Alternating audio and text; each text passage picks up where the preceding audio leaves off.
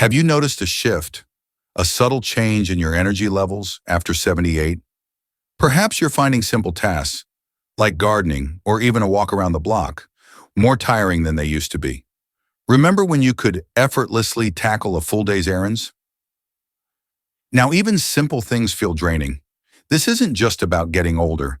It's about navigating a new rhythm, a new landscape of vitality. It affects not only your day-to-day activities, but also your social life, your sense of purpose, your overall joy. These shifts, if left unaddressed, can lead to isolation, depression, and a feeling of being stuck. But here's the good news. You don't have to simply accept this as inevitable. In this video, we'll explore 5 key changes many experience after 78, changes that doctors can't reverse, but that you can absolutely navigate with grace, resilience, and renewed joy. We'll discover practical strategies, empowering advice, and heartwarming stories from real people just like you. Don't let these changes define your remaining years. Let's discover how to thrive. Let's begin. 78. For Margaret, a vibrant 78-year-old from Ohio, it marked a turning point. Not a dramatic event, not a sudden illness, but a subtle, insidious shift. She noticed it first in the garden, her beloved sanctuary. The weeding, once a leisurely afternoon activity, now left her breathless and aching. A simple walk around the block, a pleasure she cherished, became a test of endurance. That familiar, invigorating energy, the one that propelled her through full days of errands and social gatherings, seemed to have quietly slipped away. It wasn't just physical tiredness, it was a deeper fatigue, a pervasive sense of depletion that seeped into every aspect of her life. Have you felt that too? That quiet dwindling of energy after a certain age? It's like the sun slowly setting, casting long shadows on your daily activities and the joy you once felt in them. This isn't about getting older. It's about facing a new reality where the energy you once took for granted is now a precious resource. It's about adapting to this change without letting it steal your vitality or control your happiness. Margaret felt like she was losing herself a little, day by day.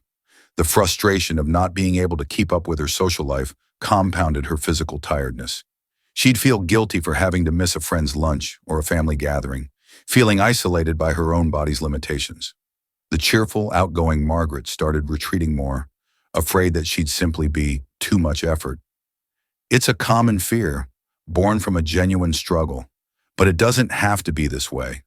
We're going to explore 5 key changes that often occur after 78, changes that aren't reversible, but are certainly manageable. We'll uncover ways to rediscover your energy, redefine your priorities, and reclaim the joy that makes life worth living, even as your body changes. Margaret's story, though specific to her, reflects a shared experience that touches many of our lives, and together we'll find ways to navigate this new landscape with grace, resilience, and a renewed sense of purpose. Remember, you are not alone, and that brings us to something else entirely, the quiet shift in how we define ourselves. For many of us, our work, our careers, were such a huge part of who we were.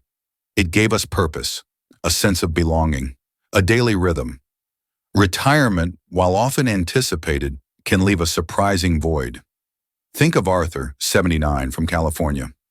For 40 years, he was a respected lawyer, his days filled with complex cases and the thrill of courtroom battles.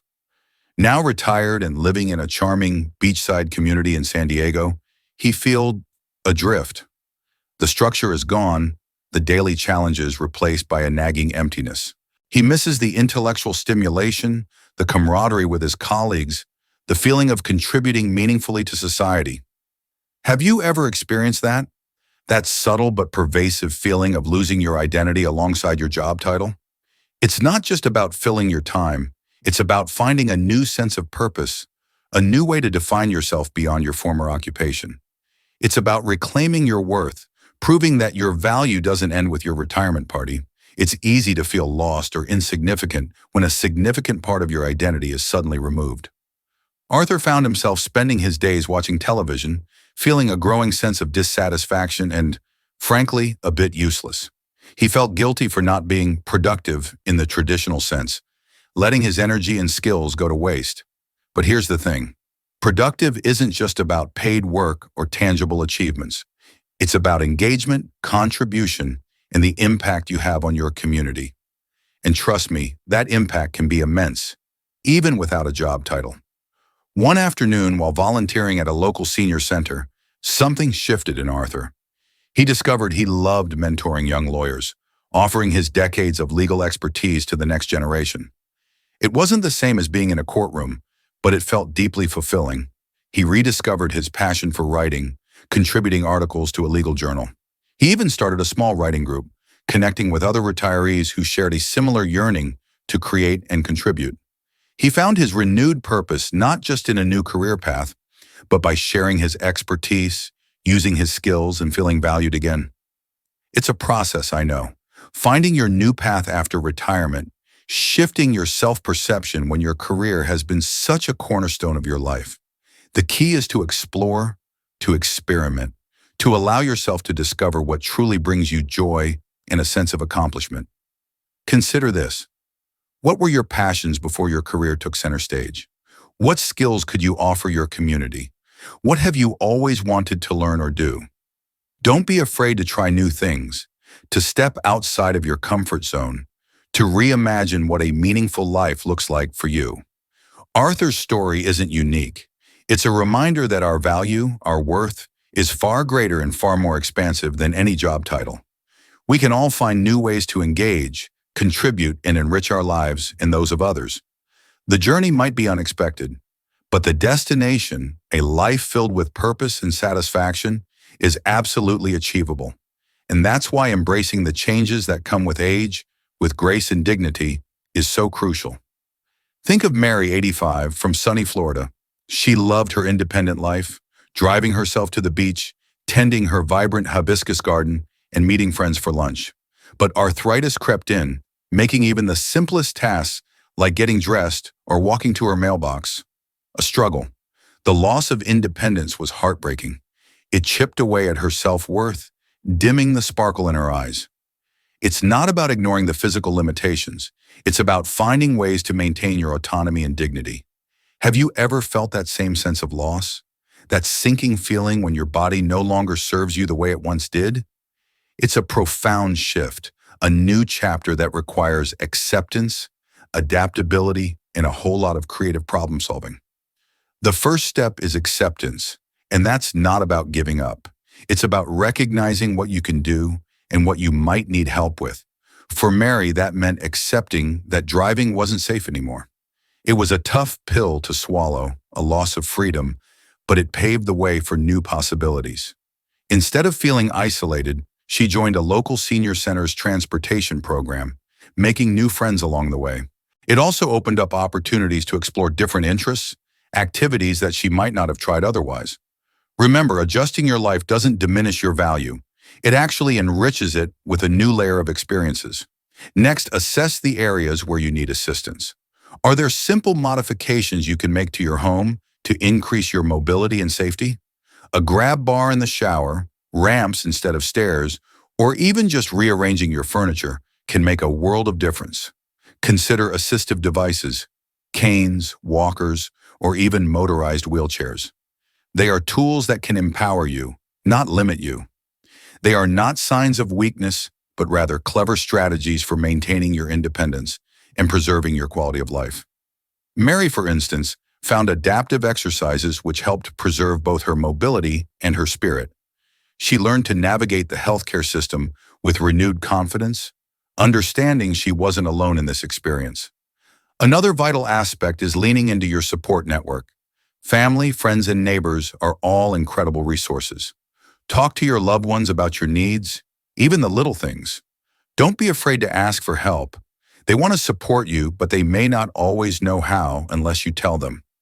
There are also wonderful community resources available, like home healthcare services, volunteer programs, and senior centers which offer social connections and opportunities for engaging activities. Building a solid support system will not only ease the burden of physical limitations, but also enrich your life and help you feel less alone on your journey.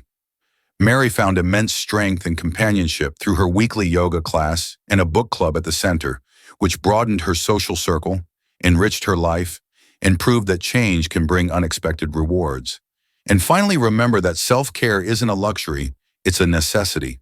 Prioritize activities that bring you joy, even if they're small. A relaxing bath, a good book, a chat with a friend. These things nurture your soul and replenish your energy. Focusing on your emotional well-being is just as important as addressing your physical needs. It's about creating a life that honors and celebrates every aspect of your being, in spite of life's challenges. For Mary, it was learning to find joy in the small moments. The warmth of the sun on her face, the vibrant colors of her flowers, the laughter of her newfound friends at the senior center. She discovered that even with decreased mobility, she still had a full and joyful life. The changes she faced weren't defeats, but rather opportunities to reshape her life, building a rich and fulfilling new chapter. Her experience reminds us all that embracing change, while emotionally difficult, can lead to unexpected growth and joy, and that's something to celebrate. David's story reminds us that leaving a legacy isn't about grand gestures. It's about the quiet acts of sharing, the whispered stories, the lessons gently passed down. It's about ensuring your wisdom, your experiences, your very essence continues to ripple outwards, touching lives long after you're gone. Think about your own life. What wisdom have you accumulated over the years? What unique perspective do you offer? What stories, memories, and life lessons are waiting to be shared? It's a powerful thing, this passing of the torch, this sharing of hard-won wisdom. It's a way of continuing to contribute, even as your physical energy wanes. For Elsie, a 72-year-old from New Mexico, it was teaching her grandchildren to knit, passing down a skill and a connection through generations. For others, it might be writing down treasured family recipes, chronicling their life's journey, or mentoring someone younger. These actions, however small they may seem, weave a rich tapestry of connection and legacy. This is about more than just preserving memories. It's about actively shaping the future, inspiring those who follow in your footsteps. Think of it as a final act of creation, a last, lingering embrace before the final curtain. It's a way to ensure that the essence of you continues to live on, even when your physical presence has moved on. This act of legacy creation is a source of deep satisfaction and provides a unique and fulfilling purpose that outlasts physical limitations. So how can you actively participate in this legacy process? What small act of sharing can you do today? Perhaps it's writing a letter to a loved one, sharing a cherished recipe, or simply recounting a favorite memory. This week, consider reaching out to someone you cherish, sharing a piece of your wisdom, or begin recording your family history. And ongoing, find small ways to weave your wisdom into the fabric of your daily life.